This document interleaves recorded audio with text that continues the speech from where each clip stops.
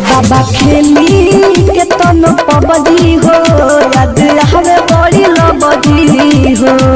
ए बाबा खेली के तन पबजी हो याद हवे बड़ी लबजी हो। दुआरा योनी हो जल चढ़ैनी हो, दुआरा योनी हो जल चढ़ैनी हो, पीनी नींबू पानी कागजी हो।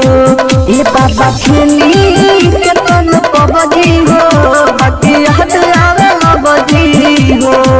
ए बाबा खेली के तन पबजी हो याद आवे बड़ी लबजी हो।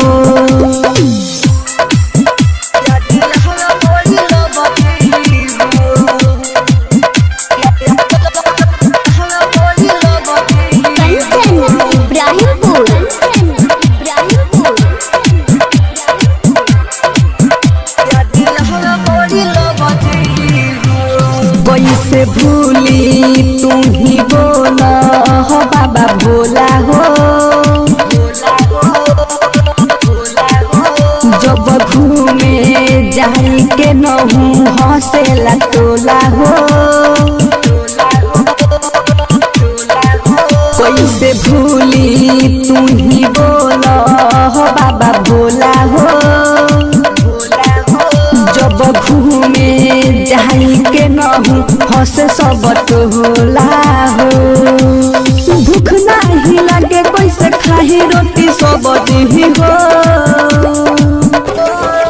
ए बाबा खेली के तन पबजी हो बड़ी याद आवे लबजी हो।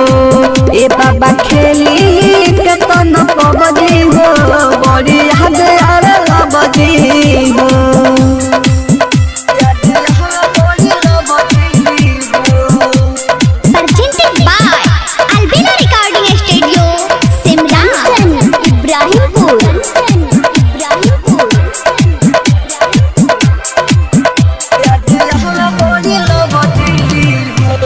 पैनी देव घर इहे पूछे हे बाबा बताओ हो।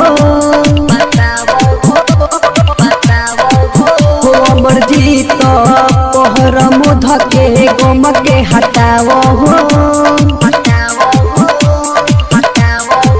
पैनी देव घर इहे पूछे हे बाबा बताओ हो। अमर जीत हो पहर मुध के गम के हटावा हो।